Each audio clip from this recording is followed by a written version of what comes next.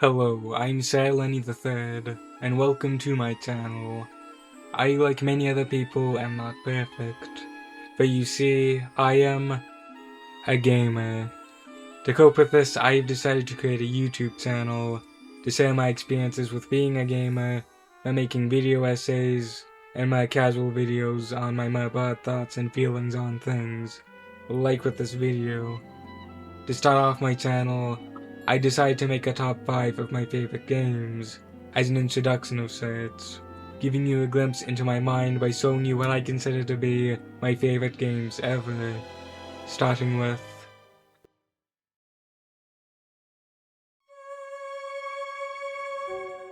Death Stranding is a pretty divisive game, to say the least, especially when it first came out. People are not expecting what they got, and a lot of people didn't really know what to make of it at the time. Personally, I didn't really get this game at first. I thought it was slow, tedious, and boring. It wasn't until 7 hours into my third attempt at a playthrough that I finally got the appeal. When I finally found the appeal, I then quickly realized not only what a Strand-type game is, but what other genre this game also falls under. Death Stranding is a post-dad game. For those who don't watch fully emblematic, as it used to be called Zero Punctuation, a post-dad game is, to quote Yahtzee, a task-based repetitive work simulator merged with elements of fantasy, skill, challenge, and crafted narrative. This perfectly fits the main gameplay loop of Death Stranding, where you're not only repetitively delivering packages from one place to another, but also doing so in a post-apocalyptic America with ghosts flying tar whales, universe-destroying beings, and fetuses and pods who help you see ghosts somehow. As much as I was expecting not to like this game, let alone anything in that genre, I was surprised with how engaging I found the gameplay loop, because of how simple and repetitive this game truly is. It felt weirdly calming and relaxing delivering these packages and planning out the most efficient route I could take to get the most done. Now, as for the Strand-type game is, it's a game that's about connections, where you interact with other players in indirect and helpful ways, leaving tools and creating structures to help each other on your own respective journeys, creating connections between you and them, all without any real incentives other than the idea that you helped someone like so many other people have to you. I really love this side of the game. A lot of my favorite moments from the series is just me creating structures for other people to use, or using other people's structures when I needed them. I truly love this aspect about the game, and I hope to see it used in my games. Now, as for the story, I think it was overall pretty good.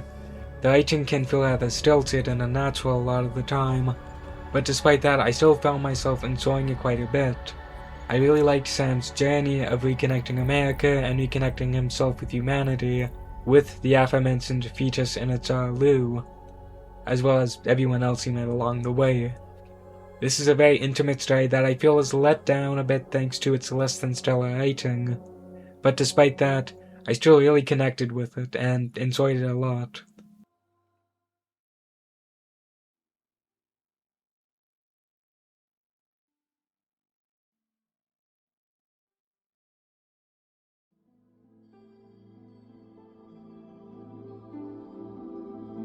Dark Souls is probably one of the best experiences I've had with a game ever. For me, no other game I've played has really captured that same spark I had with this one. I have tried some of the other From Software games and Dark Souls-like games, but I didn't really click with them in the same way I did with this one. There's a lot I love about this game. Its bleak, oppressive atmosphere, its simple but challenging gameplay, and its story, and how you have to piece it together through item descriptions and the environment. If you're like me, through hour-long video essays on YouTube. One of the main things I enjoyed the most while playing Dark Souls was the decision-making aspect of it. Deciding where to go next if I'm ready for the next boss, which way to take if I should take a detour to grind, to then decide to either level up my stats, or a weapon. I don't think I've ever played a game that made me think so hard before on what I was going to do next, and I wish my games would. The main thing that encouraged me to think so hard was the difficulty, making it so I couldn't just mindlessly bash my head against the wall and wander the map aimlessly. It made me actually have to consider what I was going to do next, so I could actually make it through the game. Speaking of the difficulty, it for the most part is perfectly balanced in my opinion. The game almost never truly felt unfair to me, even during the final half of the game, which is way overhated in my opinion. It still managed to keep itself challenging without feeling unfair. Now, I do agree that some parts of the game do feel underbaked, to put it politely, particularly in the second half, but I certainly wouldn't say the whole second half is bad like I've had some other people say. For me, I'd probably say more like 1/8. I've never played a game that quite gripped me like Dark Souls 1 did, and for the most part I don't think I ever will again. Here's hoping that Dark Souls 2 or Demon Souls will be the ones to finally recapture it for me.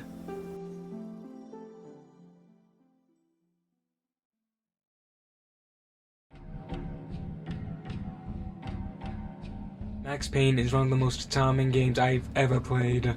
It just oozes charm, from its over-the-top voice acting to its at times deep and overly poetic writing. I just love this game's style, how earnest and confident it feels, leaning super heavily into crime noir cliches and its own unique style. I really like this game's comic book-esque cutscenes. They just feel so charming and unique. They can get pretty stylish with their presentation, presenting the story in ways that in engine or even FMV just couldn't, at least for the time. Another thing I really like about this game is Max. He's a really endearing character for me, both for his overly poetic and goofy dialogue, with such lines as, "I don't know about angels, but it's fear that gives men wings."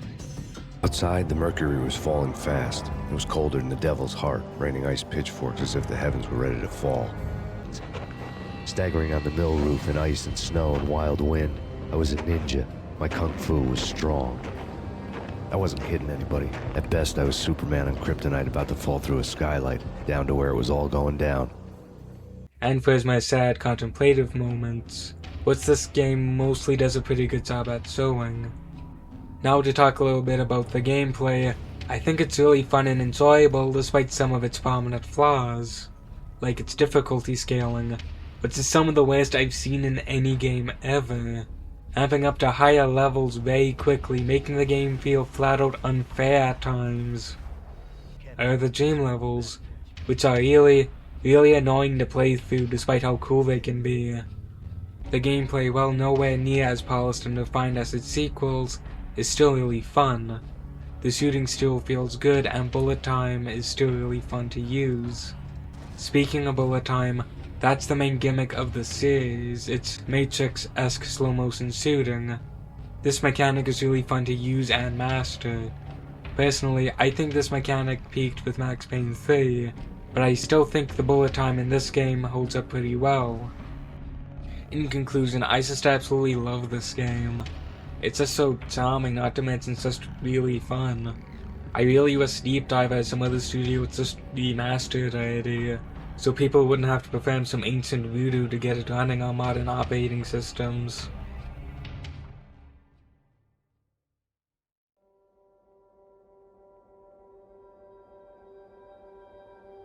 I absolutely adore Wolfenstein: The New Order. It was, and to a certain extent still is, my favorite game ever. The New Order is an over-the-top, uber-violent, campy, and pulpy-esque game that also balances all of those things with more grounded, sincere, human moments. In fact, that's my favorite thing about this game, how it balances the campy with the serious. The game never strays too far into comedy, making its serious moments too hard to take seriously, and it never becomes so serious that the experience becomes drab and depressing, making the campy moments come off as tone-deaf. It strikes the perfect balance for me. Another thing I really like about this game is how it builds up to its cathartic moments.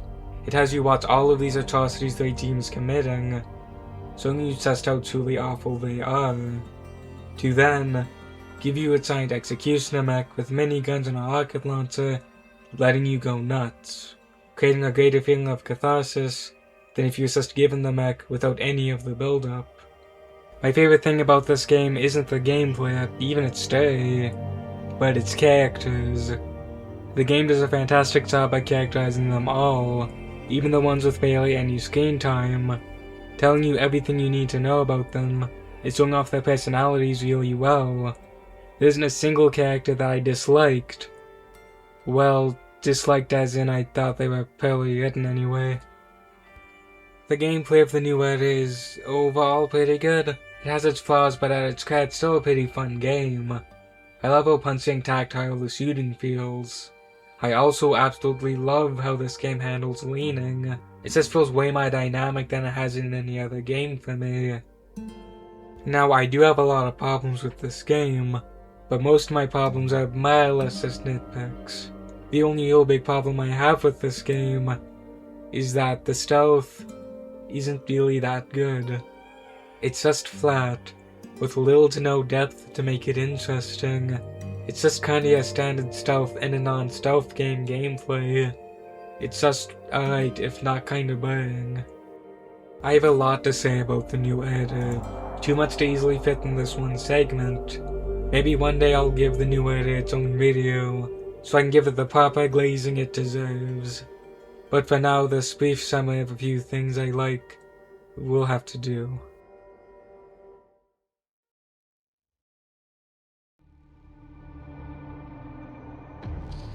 I've been hyped for quite a few games over the years, but seldomly have they actually lived up to the hype and expectations I had for them. Very few of these games I've been hyped for have really stuck with me in any meaningful way, but those that did are probably some of my favorite games ever, and the one that stuck with me the most would without a doubt be Doom Eternal. Doom Eternal didn't just live up to my already pretty high expectations, but somehow surpassed them. I absolutely loved this game. It took the foundation set in 2016 and kept adding to it and refining it until we got what is for me a contender for one of the best games ever made. I absolutely love Eternal's gameplay. It just feels so fast and tightly designed. If I had to explain the gameplay, I would say it's like an improvisational dance, making you react the way you think is best to handle the enemies around you, giving you this huge toolbox of weapons, all of which in some way are better against certain enemies and targeting their weaknesses than others, encouraging you, but not outright forcing you, to use certain weapons. Once you get into the flow of the game, it can feel like Nirvana at times, running around in arenas taking out wave upon wave of demons, making split-second decisions on what you think is the best way to handle your current situation. I think the gameplay loop of Eternal is basically perfect, aside from a couple small nitpicks like the purple goo, and how it isn't really used in any interesting ways, and the ways it is used is just really boring. How you get caught on level geometry, which can be really annoying. Later on, Eternal got DLC in the form of Fates and Gods Part 1 and 2, and they're both really good, definitely worth it if you like the base game. Both arguably have some of the best encounters in Eternal, amping up the difficulty and adding tons of new and interesting scenarios to fight through. Part 1 was really good, it's basically peak Eternal in my opinion, but Part 2 on the other hand was overall a bit weaker.